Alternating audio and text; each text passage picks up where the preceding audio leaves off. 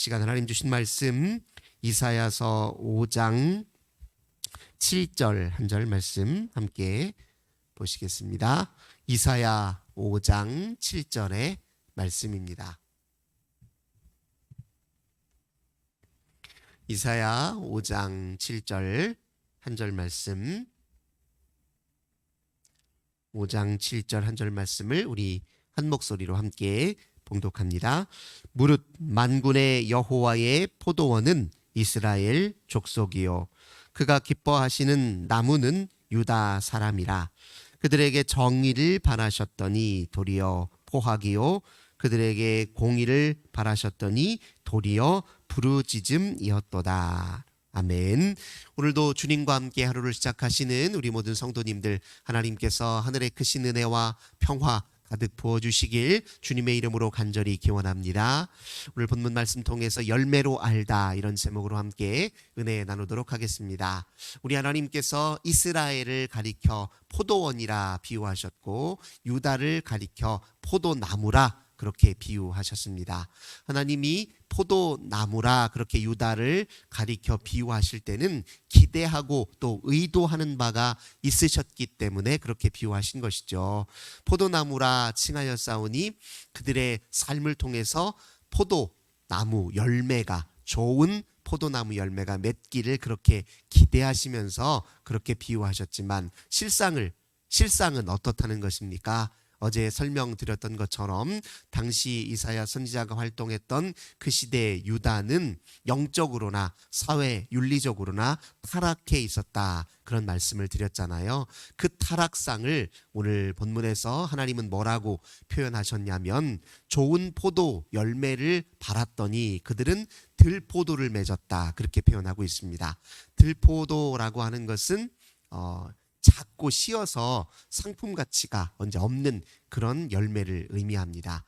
그러니 하나님과 관계 속에서 하나님이 그들에게 기대하셨던 삶의 열매를 제대로 맺지 못했다라는 것을 이렇게 지금 표현하고 있는 것입니다. 그러면 그들의 삶이 어떻기 때문에 그런지 오늘 본문의 말씀을 다시 한번 보시면 하나님께서 정의를 바라셨다는 거예요. 그런데 그들은 포악을 행했고 그들에게 공의를 바라셨는데 그들은 부르짖음이었다, 이렇게 표현하고 있습니다. 하나님이 이스라엘 백성, 유다 백성들에게 원하고 기대했던 열매가 크게 두 가지로 요약되는데 하나는 공의요 또 하나는 정의라는 것입니다. 이건 이사야 전체의 핵심 주제이기도 합니다. 이사야 전체의 핵심 주제인 공의와 정의는 하나님이 이 땅을 통치하실 때 통치의 원리이자 통치의 이념이자 통치의 핵심 가치라는 것입니다. 하나님은 이 세상을 공의롭게 통치하시고 또 정의롭게 통치하시는 분이라는 거예요. 그러니 하나님을 믿고 의지하고 그의 말씀에 순종하는 자들은 당연히 공의와 정의의 열매를 자기의 삶을 통해 맺어야 마땅하다, 이사야 선지자가 그렇게 이야기하고 있습니다. 근데 공의란 무엇이냐? 히브리어로 체데카라고 하는데요. 이것은 이제 넓은 범주에서 말씀드리자면 올바른 관계를 형성하는 걸 뜻합니다. 모든 사회관계와 인간관계 속에서 올바른 관계를 맺어야 된다. 그것이 이제 공의라는 개념이 갖고 있는 의미입니다. 근데 우리 관계가 어떻다는 것이죠. 당시의 관계를 살펴보니까 올바른 관계가 아니라 지배와 피지배 관계 속에서 착취가 난무하고 폭력이 난무하더라는 거예요. 힘 있는 자들이 힘센 자들을 함부로 대하는 거예요. 권력 있는 자들이 권력 없는 자들을 향해서 자기 탐욕을 취하기 위해서 사람들을 수단화시키고 그들의 아픔과 눈물은 외면하고 그들의 피를 빨아 자기의 배를 불리고 또 자기의 향락을에만 취해 있었다. 그래서 공의롭지 못하다, 그렇게 지금 표현하고 있는 것입니다. 그들이 저질렀던 악을 한번 살펴보겠습니다. 8절 보겠습니다. 가옥에 가옥을 이으며 전토에 전토를 더하여 빈틈이 없도록 하고 이 땅 가운데 홀로 거주하려 하는 자들, 이 공의롭지 못한 사람들을 가리켜서 뭐라고 표현하고 있냐면 자기 가옥을 넓히고 집을 더 많이 사고, 전토 즉 밭을 더 늘리는 데만 혈안이 되었어요. 마치 이 세상에 홀로 자기 홀로 살 수 있는 것인 양, 자기 홀로만 부하고 자기 홀로만 잘 싸면 되는 것인 양, 그렇게 남들은 아랑곳하지 아니하고 자기 배만 부르려고 하고 자기 탐욕만 취하려고 한다, 이렇게 지금 그렇게 사람을 일컬어서 공의롭지 못하다 표현하고 있는 것이죠. 또 건너뛰어서 11절 12절 보겠습니다. 아침에 일찍이 일어나 독주를 마시며 밤이 깊도록 포도주에 취하는 자들. 12절 그들이 연회에는 수금과 비파와 소고와 피리와 포도주를 갖추었어도 여호와께서 행하시는 일에 관심을 두지 아니하고 그의 손으로 하신 일을 보지 아니하시는도다, 이렇게 표현하고 있어요. 그러니까 향락의 사치에 취해서 자기 배만 불리고 있는 사람들을 이렇게 공의롭지 못한 자들, 포악을 일삼는 자들, 부르짖는 자들이다, 이렇게 지금 표현하고 있는 것이죠. 그러니까 모든 사회관계를 이렇게 보니까 그 관계 속에 하나님이 원하시는 사랑과 평화는 없다는 거예요. 그 관계 속에서 서로를 돌보고 존중하고 지지하는 그런 모습은 다 없다는 것입니다. 사라져버렸다는 거예요. 서로 상생하고 공생하고 더불어 살도록 하나님이 그렇게 의도하고 이스라엘을 지으시고 유다를 인도하셨는데, 그것과는 기대가 전혀 다른 생활상을 보여주고 있어서 지금 이사야 선지자가 이렇게 고발하고 있는 것이죠. 두 번째, 하나님이 원하시는 또 하나님 나라 통치의 원리는 정의입니다. 이것은 미슈파트, 히브리어로는 이렇게 표현하는데요. 이것은 넓은 범주에서 공정함 을 뜻합니다. 공정한 재판, 공정한 대함, 공정한 평가, 공정한 관계, 이런 의미를 뜻하는데요. 당시에 무슨 일이 있었냐면 힘 있는 자들이 약한 사람들을 다스릴 때 무엇을 무기로 삼았느냐? 너희들은 법도 제대로 모르고 지키지도 못하는 무식한 사람들이라는 거예요. 우리가 볼 때 너희들은 모든 삶에 있어서 부족한 것 투성이라는 겁니다. 낙인 찍기, 죄인이라고 낙인 찍고 무지한 자들이라고 낙인 찍어요. 그래서 그들이 이렇게 약한 사람들을 지배하는 것 스스로 정당화하는 거예요. 우리는 아는 것도 많고 법도 제대로 많이 알고 있다. 근데 너희들은 아는 것도 제대로 없고 법도 제대로 못 지킨다 하면서 그렇게 얘기해요. 실제로는 어떻습니까? 자기들이 더 법을 안 지켜요. 교묘하게 법망을 피해서 법을 자기 식대로 해석해서 자기 유리하게 법을 지키고, 그리고 가난한 자들, 힘없는 자들에게는 엄격하게 그 법을 적용합니다. 그래서 재판을 열더라도 재판관들은 다 자기가 돈으로 매수해서 가난한 자들은 엄격하게 벌을 주게 하고 자기들은 다 법망을 피해서 스스로 정당화시키는 그런 사회상을 이제 그렇게 꼬집으면서 그런 모습을 부정의하다.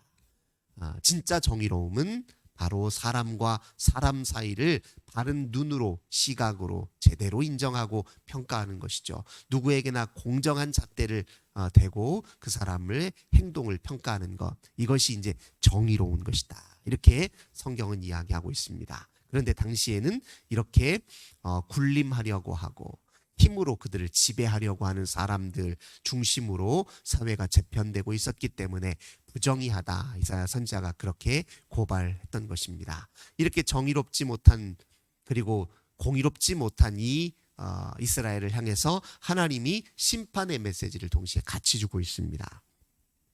그래서 13절 보겠습니다. 그러므로 내 백성이 무지함으로 말미암아 사로잡힐 것이요 그들의 귀한 자는 굶주릴 것이요 무리는 목마를 것이다. 하나님이 그들에게 앞으로 그러면 너희들이 깨닫게 하기 위해서 너희들을 흩어버릴 날이 올 것이다 라고 이사야 선지자들에게 그렇게 경고하고 계셨던 것입니다. 이렇게 경고만 있었던 건 물론 아닙니다. 하나님은 동시에 그럼에도 불구하고 사회에 많은 사람들이 부정의하고 또 불공정하고 또 공의가 없는 세상으로 치닫고 있다 할지라도 너희들 중에 누군가는 남겨진 자들이 있으니 그래도 소리 없이 그리고 보이지 않는 곳에서 하나님을 인정하는 자들이 있으니 그들을 남은 자들이다, 이렇게 이사야 선지자는 일컫습니다. 그들을 통해 하나님이 다시 희망을 노래하고 다시 이스라엘의 재건을 그렇게 말씀하시는 그런 희망의 메시지도 동시에 주긴 하지만, 그러나 이제 오늘 우리가 읽었던 이 본문에서는 심판의 메시지에 이제 방점을 두고 계십니다.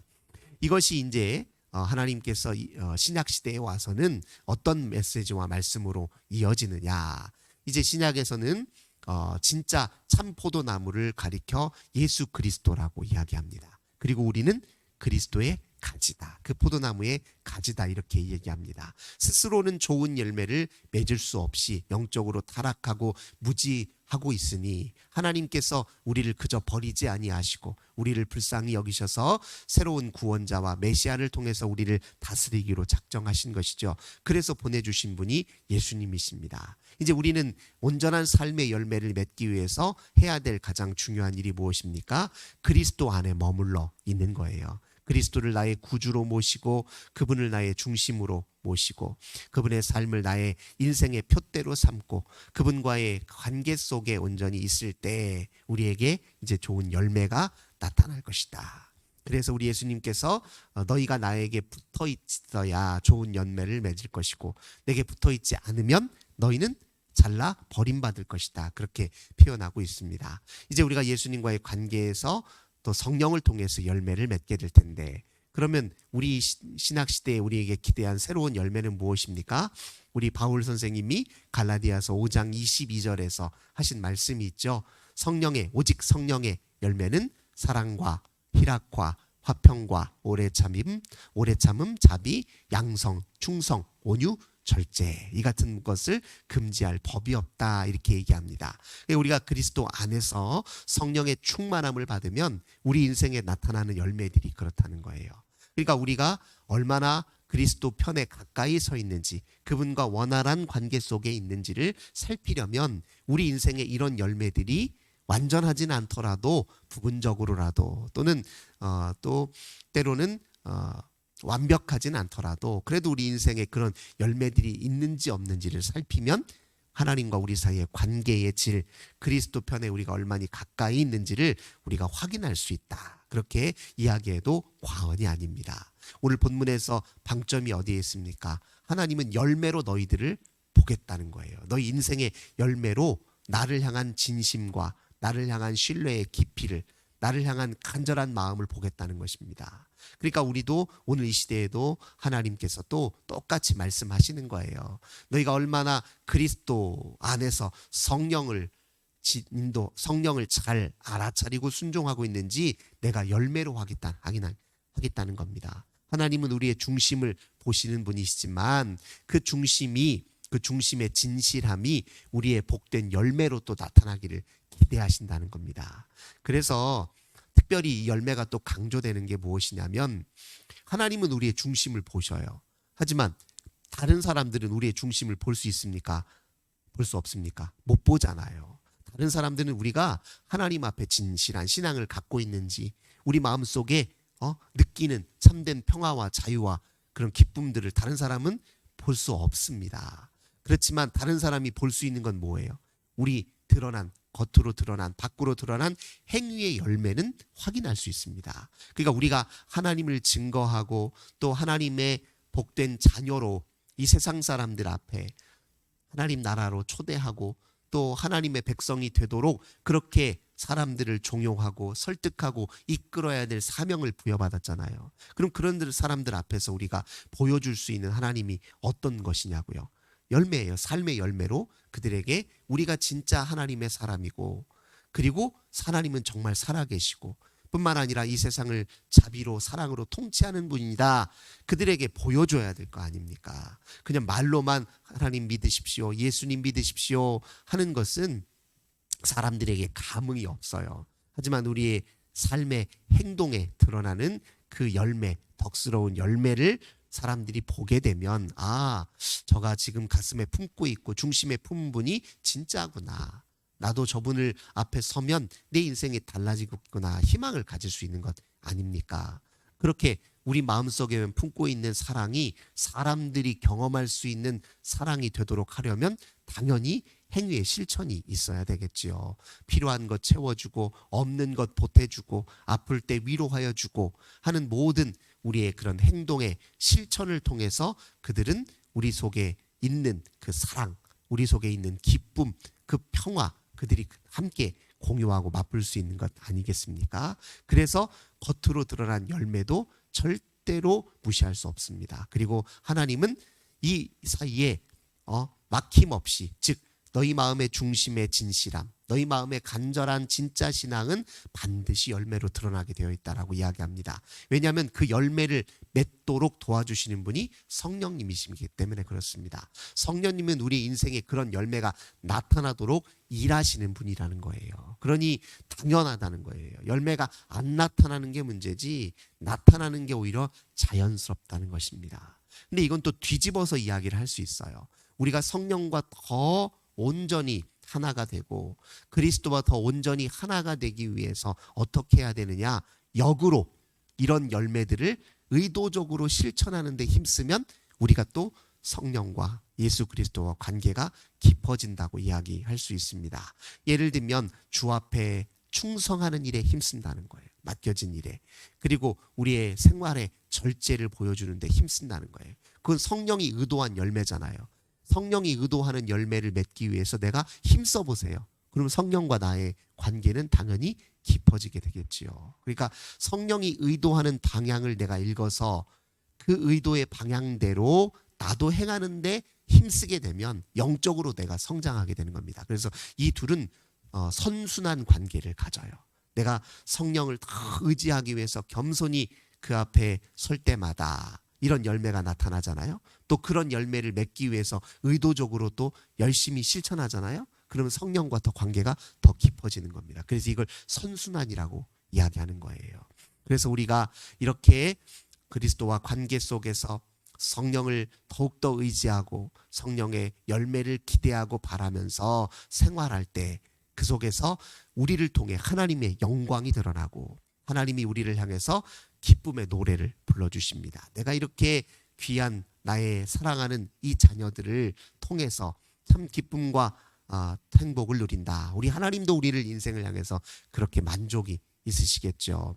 똑같이 우리가 하나님을 바라볼 때마다 하나님을 통해서 만족을 누리는 것처럼 주님도 우리를 바라보실 때 기쁨을 누리시고 여호와를 기쁘시게 하는 그 복된 삶에 날마다 참여하시는 저 우리 모든 성도님들 되시길 주님의 이름으로 간절히 기원합니다.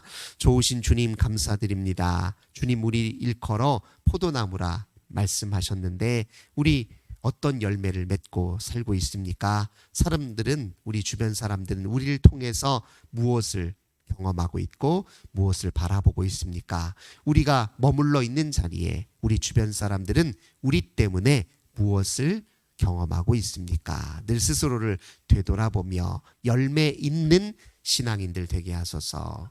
진짜 참된 하나님의 백성들로 살아가게 하옵소서. 성령께서 우리에게 기대하시고 의도하시고 우리를 통해 드러내시려고 하는 그 열매를 우리에게 일러주셨사오니 우리도 그 열매를 맺기 위해서 좀 더 영적으로 실천하고 또 행동하는 일에 힘쓰는 저희들 되게 하옵소서. 주 예수님의 이름으로 간절히 기도드립니다. 아멘. 오늘도 환우들을 위해서 고난당한 우리의 이웃을 위해서 우리 자녀들 교회 이 나라 민족 위해서 기도하겠습니다. 주님 감사합니다. 오늘도 주님께 기도하며 하루를 시작합니다. 주님의 은혜를 기대하며 하루를 시작합니다. 하나님의 놀라우신 은사를 저희들 바라며 하루를 시작합니다. 주의 성령의 충만함을